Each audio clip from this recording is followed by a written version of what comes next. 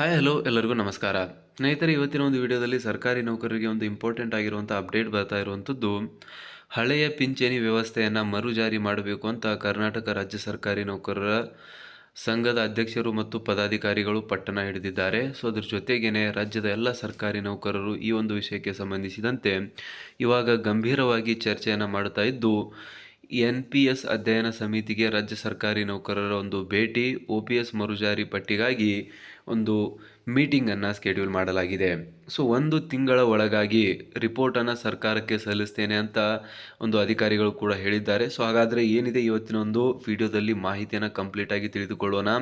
ಹಳೆಯ ಪಿಂಚಣಿ ವ್ಯವಸ್ಥೆ ಯಾವಾಗ ಕರ್ನಾಟಕದಲ್ಲಿ ಜಾರಿಯಾಗಲಿದೆ, ಸೊ ಯಾವ ರೀತಿಯಾದಂಥ ಟರ್ಮ್ಸ್ ಆ್ಯಂಡ್ ಕಂಡೀಷನ್ಸ್ ಇರಲಿದೆ, ಈ ಎಲ್ಲ ಒಂದು ವಿಷಯಗಳನ್ನು ಇವತ್ತಿನ ಒಂದು ವಿಡಿಯೋದಲ್ಲಿ ನಾವು ಡಿಸ್ಕಸ್ ಮಾಡೋಣ. ಸೊ ಹಾಗಾಗಿ ವಿಡಿಯೋನ ಕೊನೆವರೆಗೂ ನೋಡಿ ಮತ್ತು ಇನ್ನೂ ಚಾನಲ್ಗೆ ಸಬ್ಸ್ಕ್ರೈಬ್ ಆಗಿಲ್ಲ ಅಂದರೆ ದಯವಿಟ್ಟು ಸಬ್ಸ್ಕ್ರೈಬ್ ಮಾಡ್ಕೊಳ್ಳಿ. ಸರ್ಕಾರಿ ನೌಕರರು ಮತ್ತು ಪಿಂಚಣಿದಾರರಿಗೆ ಮಹತ್ವದ ಮಾಹಿತಿಯನ್ನು ನಾವು ಕೊಡ್ತಾ ಇರ್ತೀವಿ.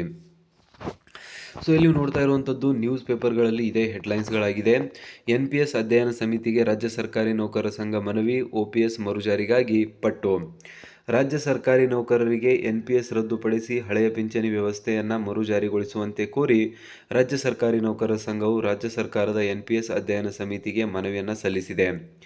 ಸಮಿತಿ ಅಧ್ಯಕ್ಷರಾದ ಹೆಚ್ಚುವರಿ ಮುಖ್ಯ ಕಾರ್ಯದರ್ಶಿ ಉಮಾ ಮಹದೇವನ್ ನೇತೃತ್ವದಲ್ಲಿ ಸೋಮವಾರ ನಡೆದ ಸಭೆಯಲ್ಲಿ ಸಂಘದ ರಾಜ್ಯಾಧ್ಯಕ್ಷರಾಗಿರುವಂಥ ಶ್ರೀ ಎಸ್ ಷಡಕ್ಷರಿಯವರು ಹಳೆಯ ಪಿಂಚಣಿ ಯೋಜನೆಯನ್ನೇ ಮರುಜಾರಿಗೊಳಿಸುವಂತೆ ಸರ್ಕಾರಕ್ಕೆ ಶಿಫಾರಸು ಮಾಡಲು ಪೂರಕವಾದ ದಾಖಲೆ ಮಾಹಿತಿಯನ್ನು ಸಲ್ಲಿಸಿ ವಿನಂತಿಯನ್ನು ಮಾಡಿಕೊಂಡರು. ಶ್ರೀ ಎಸ್ ಷಡಕ್ಷರಿಯವರು ಸಲ್ಲಿಸಿರುವ ದಾಖಲೆ ಮಾಹಿತಿಯ ಸಂಕ್ಷಿಪ್ತ ವಿವರ ಹೀಗಿದೆ. ಸೊ ಬೇಸಿಕಲಿ ಅದಕ್ಕೆ ಸಂಬಂಧಿಸಿದಂತೆ ದಾಖಲೆಗಳನ್ನು ಕೂಡ ಸಲ್ಲಿಕೆ ಮಾಡಿದ್ದಾರೆ ಷಡಕ್ಷರಿಯವರು. ಅದ್ರ ಜೊತೆಗೇ ಯಾಕೆ ಹಳೆಯ ಪಿಂಚಣಿ ವ್ಯವಸ್ಥೆಯನ್ನೇ ಮರುಜಾರಿ ಮಾಡಬೇಕು ಅಂತ, ಅದರಿಂದ ಆಗುವಂಥ ಇಂಪ್ಯಾಕ್ಟ್ ಎಲ್ಲವುಗಳನ್ನು ಸಮಿತಿಯ ಒಂದು ಅಧ್ಯಕ್ಷರಿಗೆ ಇಲ್ಲಿ ತಿಳಿಸಿಕೊಟ್ಟಿದ್ದಾರೆ. ಕೇಂದ್ರ ಸರ್ಕಾರ 2004 ಏಪ್ರಿಲ್ 1ರಿಂದ NPS ಜಾರಿಗೊಳಿಸಿದ್ದು, ರಾಜ್ಯ ಸರ್ಕಾರ 2006 ಏಪ್ರಿಲ್ 1ರಿಂದ ಅನುಷ್ಠಾನಗೊಳಿಸಿದೆ. ಆದರೆ ಈವರೆಗೆ ಪಶ್ಚಿಮ ಬಂಗಾಳ ರಾಜ್ಯದಲ್ಲಿ ಯೋಜನೆ ಜಾರಿಯಾಗಿಲ್ಲ. ಕೇವಲ ಕೇಂದ್ರದ ಸೇವೆಗಳಿಗಷ್ಟೇ ಯೋಜನೆಯನ್ನು ಮುಂದುವರಿಸಿದೆ. ಆಂಧ್ರ ಪ್ರದೇಶ, ತೆಲಂಗಾಣ NPS ಬದಲಾಗಿ CPS ಕಂಟ್ರಿಬ್ಯೂಟರಿ ಪೆನ್ಷನ್ ಸ್ಕೀಮ್ ವ್ಯವಸ್ಥೆಯನ್ನು ಜಾರಿಗೊಳಿಸಿದ್ದು, ಈಗ ಗ್ಯಾರಂಟಿ ಪೆನ್ಷನ್ ಸ್ಕೀಮ್ ಆಗಿ ಪರಿವರ್ತನೆಯಾಗಿದೆ. ರಾಜಸ್ಥಾನ್, ಛತ್ತೀಸ್ಗಢ, ಹಿಮಾಚಲ್ ಪ್ರದೇಶ್, ಪಂಜಾಬ್, ಜಾರ್ಖಂಡ್ ರಾಜ್ಯಗಳಲ್ಲಿ ನೌಕರರ ಹೋರಾಟಕ್ಕೆ ಮಣಿದು ಅಲ್ಲಿನ ರಾಜ್ಯ ಸರ್ಕಾರಗಳು OPS ಮರುಜಾರಿಗೊಳಿಸಿವೆ. ಸೊ ಹಾಗಾಗಿ 10 ರಾಜ್ಯಗಳು ಆಲ್ರೆಡಿ NPS ಅನ್ನು ಕ್ಯಾನ್ಸಲ್ ಮಾಡಿ OPS ಮರುಜಾರಿ ಮಾಡುವಂಥ ಒಂದು ಕೆಲಸವನ್ನು ಮಾಡಿರುವಂಥದ್ದನ್ನು ಇಲ್ಲಿ ನೀವು ನೋಡ್ತಾ ಇದ್ದೀರಾ. ಖಾಲಿ ಹುದ್ದೆಗಳಿಂದ ಸರ್ಕಾರಕ್ಕೆ ಉಳಿತಾಯ ಆಗ್ತಾ ಇರುವಂಥದ್ದು, ರಾಜ್ಯ ಸರ್ಕಾರದಲ್ಲಿ ಸದ್ಯ 2.76 ಲಕ್ಷ ಹುದ್ದೆ ಖಾಲಿ ಇರುವುದರಿಂದ ವಾರ್ಷಿಕ 1914 ಕೋಟಿ ರೂಪಾಯಿ NPS ವಂತಿಗೆ ಉಳಿತಾಯವಾಗುತ್ತಿದೆ. ಸರ್ಕಾರ ಪ್ರತಿ ವರ್ಷ ಪಾವತಿಸುತ್ತಿರುವ NPS ವಂತಿಗೆ ಮೊತ್ತ 2025ನೇ ವರ್ಷದ ಅಂದಾಜಿನಂತೆ 3,000 ಕೋಟಿ ರೂಪಾಯಿ ಹಾಗೂ 2010ರಿಂದ 24ರವರೆಗೆ NPS ವಂತಿಗೆ ರೂಪಾಯಿಯಲ್ಲಿ 25,000 ಕೋಟಿ ಉಳಿತಾಯವಾದಂತಾಗಿದೆ. ಜತೆಗೆ ಖಾಲಿ ಹುದ್ದೆಗಳಿಂದ ಸರ್ಕಾರಕ್ಕೆ ಮಾಸಿಕ ವೇತನ ಹಾಗೂ ಭತ್ಯೆಗಳಿಗೆ ಸುಮಾರು 15,590 ಕೋಟಿ ರೂಪಾಯಿ ಉಳಿತಾಯವಾಗಲಿದ್ದು, ವಾರ್ಷಿಕವಾಗಿ 1.87 ಲಕ್ಷ ಕೋಟಿ ರೂಪಾಯಿ ಉಳಿತಾಯವಾಗುತ್ತಿದೆ. ಸೊ ಬೇಸಿಕಲಿ ಏನು 3 ಲಕ್ಷ ಸುಮಾರು ಹುದ್ದೆಗಳು ಖಾಲಿ ಉಳಿದಿರುವಂಥದ್ದು ರಾಜ್ಯದಲ್ಲಿ.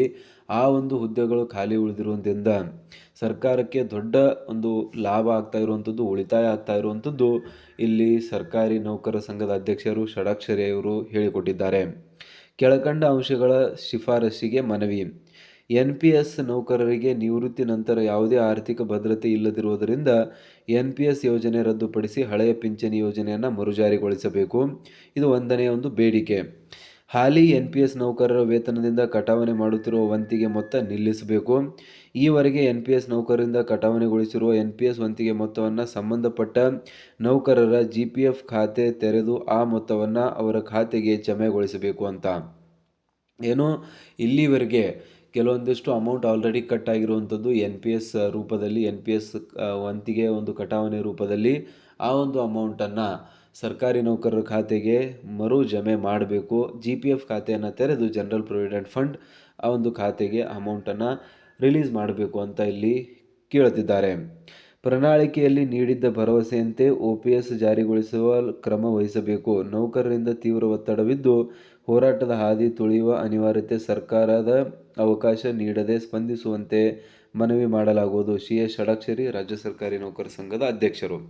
ಸೊ ಒಟ್ಟಿನಲ್ಲಿ ರಾಜ್ಯ ಸರ್ಕಾರಿ ನೌಕರ ಸಂಘದ ಅಧ್ಯಕ್ಷರು NPS ಅನ್ನು ಕ್ಯಾನ್ಸಲ್ ಮಾಡಿ OPS ಮಾಡಬೇಕು ಅಂತ ಇಲ್ಲಿ ಪಟ್ಟಣ ಹಿಡಿದಿದ್ದು, ಪ್ರಣಾಳಿಕೆಯಲ್ಲಿಯೂ ಕೂಡ CM ಸಿದ್ದರಾಮಯ್ಯನವರ ಸರ್ಕಾರ ಹೇಳಿತ್ತು NPS ಅನ್ನು ನಾವು ಕ್ಯಾನ್ಸಲ್ ಮಾಡಿ OPS ಮಾಡ್ತೇವೆ ಅಂತ.